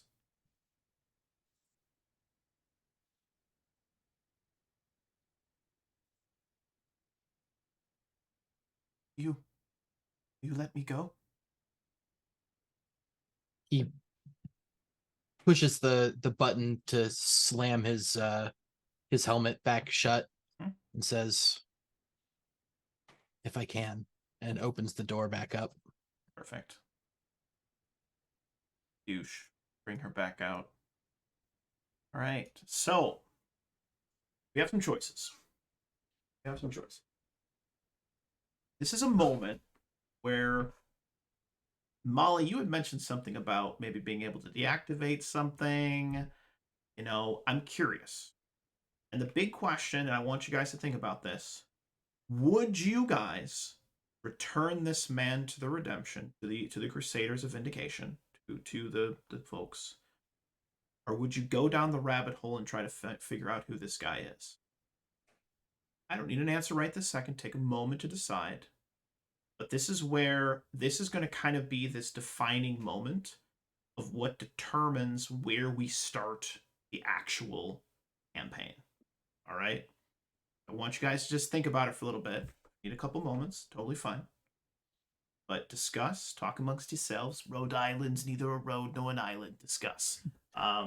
Roman basilica is neither Uh, Roman nor basilica. so- Discuss. So out of character, right? Yeah, out of character. Yeah. Like, what would you guys want to do? Talk to me. Okay, the guy seems dangerous. That's the thing. He does. I don't know if I want to hang with him. Well, you know what? So like I said, my character, of course, is interested in these other worlds, these trillions of other people, these things that we've never seen before that the oracles have always hid from us, right? Well, it's So complete falsehood. It's heresy. Come on. yeah, falsehoods. They're not real. There's no quote, such thing quote. as New Jersey. Exactly. I mean, he's never been out and said it, and I feel like he's been fairly good at hiding it. But Ebb would murder every single person every single member of the oracles, every crusader, every single person in this religion, at the drop of a hat. Like he wouldn't think about it, and he wouldn't feel particularly bad about it. So but Lucian, he's also very pragmatic about it, and he's 10. Okay, that's fair. yeah. That's maybe now is not the time. Maybe it is, unless he has a crew behind him that he can actually trust, and he doesn't know if he can trust you guys yet. Oh, God. Then he's not making his move. He's not making his move until it's time, and he's 10. yeah. You're Yeah, good. Little 10-year-old just goes Rambo. I mean, he Like would. grease paint on the. Yeah. I mean, they Yeah. they gave him the training, all right? Except He'll it's go Play-Doh. Rambo on the oracles. And he had the training beforehand too. Like he's for a 10-year-old, he's a Right. fucking badass, but he is still, in fact, 10 years There's a old. ceiling. Yeah. Yeah, At yeah. which the badass stops, and that's 10 years old. yeah. Yeah. Look, Literally, he hasn't hit puberty yet. Like, look, Right. yeah. I mean, it's okay. You're not. They killed your dogs, all right? You're not the John Yeah. Wick yet, all right? Yeah. You're not there yet. Yeah, the littlest And- Jodwick. You were going to And- say something, Charles? Because Oh yes, I'm yes. intrigued. Some kind of bombshell would have to drop. Yeah, some kind of news to hit Lucian in order to get him to go in that direction at Right, this right. moment. Like He's finding out primed that. for- Go ahead. that- Go ahead. Yeah. Something like more connected to them killing Ebb's family. Something about his family. Right. Or if we were to, he would want this woman to die. He's okay to bring her back to the oracles, but he would want to, something to happen to the woman, if that makes sense. So, Yeah, and Molly will feel like Molly, for example, likes Freddie. No relate. I mean, I haven't seen much of Anna yet. Jessie's an asshole, but I lost at Jessie before. So yeah, I don't know if Molly's more of an in-group person, so she wouldn't like to leave the other people behind. I mean, yeah, but sometimes you gotta leave them behind to save them later. now at the same Wrong. time, Wrong. learning about these other worlds and stuff, Lucian would like to kind of explore that a little bit, from within the oracles if possible. Oh, And that might lead him, down that. But I don't think he'd be ready to jump on a ship right now and. I mean, I don't know. If you gotta think about it, if the Oracle be like, well, you want to go see other worlds? What are you, a heretic? Yes, yeah. Other worlds? You mean heresy? Heresy? No, if you think about it, my Yeah. character likes to think he wants to survive, right? But if no Right. matter how good you do, if you devote yourself to redemption, eventually, if you fuck up even once, it's sort of like they're just gonna throw you in the hole, Soul It's once like- tainted is beyond redemption. Must be Exactly. reclaimed. Yeah. I swear, this- the number of times Mhm. you've said taint this game is just yeah, really, it's a little much. I'm a really man. sending me. I'm a man that knows what he likes and But- shares And it you with his like friends. that little patch of land, I know. It's fantastic. But I mean, I don't know. But in general, like I said, the character is interested in learning more. He would have asked questions that they got Sun Baton. He was interested in asking some stuff that but then that would have been seen as heresy. I think I think Sis would probably advise that the play here is to, but she's kind of pragmatic in a sociopathic kind of way, and has got kind of a long game mentality. So I think the play here is we got to kill this. Well, hold on, no, we got to capture this psychic, bring him back. Maybe we take the woman with us so that she's not at the mercy of other teams or anything. We can keep an eye on her back at the compound on Betaga. Nobody Right. knows anything about her. And Yeah, I would keep we it don't have that the way. authority. You I could see. scrub the video recording of her talking, just completely remove it from the I mean, if we record. bring her, No, bringing her in, we don't have the authority to do so. Yeah, I think That's would give fair. her a That's fair. tracker, perhaps. and our job was to secure him. If we bring him and her together, they would assume they were together. Right. It would- The Regardless, woman we're gonna knows stuff. have to edit this footage in some way to remove her from the equation. Yeah. I mean, if I have one thing my character might do, he might get her to do something for him to send a message. Ooh, that can happen. So let her escape, and then maybe keep an eye on her, or at least Why don't we leave the spider here? The drone spider. Perhaps we use it to get in contact with this woman later. You can create a contact with her if you want. Mhm. Yeah, I you like can make it. You can make a contact. Yeah, Not We a bad don't- idea. that would be something. We probably wouldn't leave the spider because then they probably track it. But it would just get yeah. the old-fashioned way. But it's their tech. They're like super high edge. Anyway, Well, I'm a tinker. I can spoil the spider. Maybe can I try? it was lost in the mission.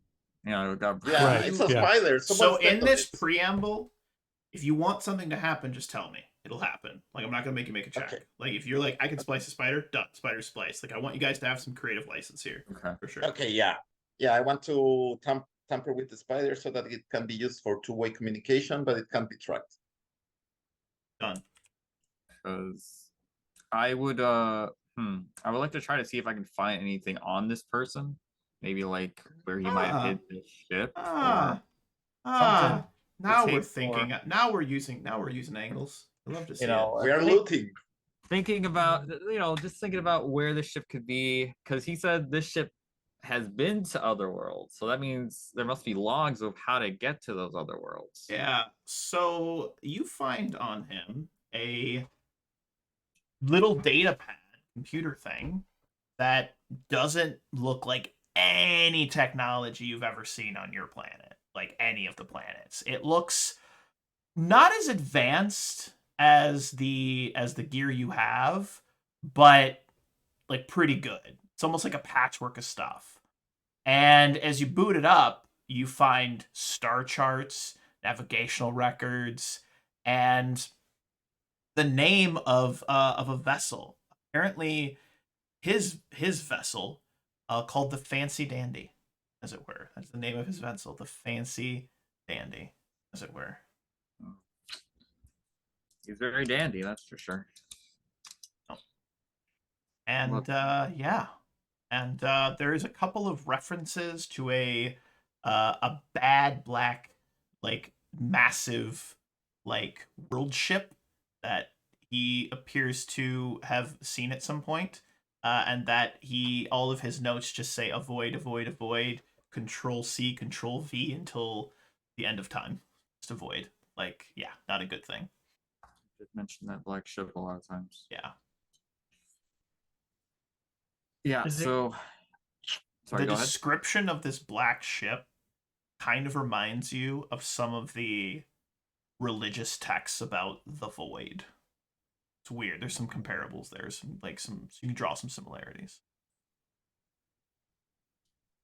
But yeah, apparently he has a ship docked. Like, Do we have one of any the docks. indication where? Yeah, it's on the Maybe planet. docked? A couple kilometers away. One of the spaceports. Now you're taunting us. I know. All right.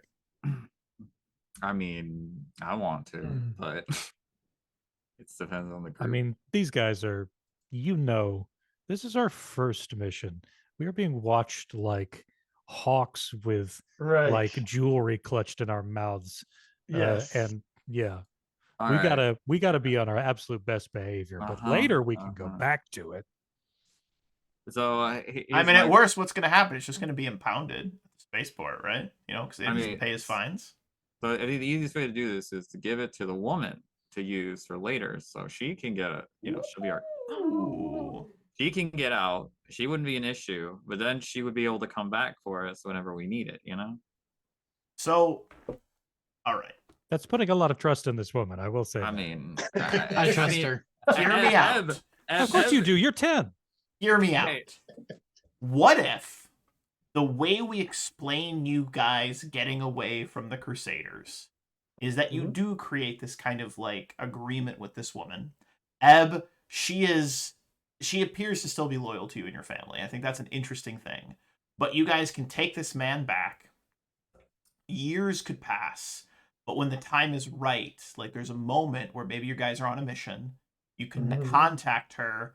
You've gotten comfortable enough with the technology, Molly, that you can like basically make yourselves disappear, and that's how you guys escape from the Crusaders of Vindication. I think that's interesting. If you guys are cool with that, maybe it doesn't happen right this second. Like Professor X said, like they're watching like Hawk, but you do a couple more missions, you do a couple more things. You know, you build some trust, a little bit of social currency, as it were, inside of the Crusaders. You get a couple medals. And then when the time is right, you know, some of this doubt that Lucian's been feeling begins to fester. Some of the people you capture and you maybe even kill, you're like, maybe this wasn't the right thing to do. And that starts to breed it over the next, say, 6-7 years. Like it takes years, but you plan, you prepare, and finally you're able to escape.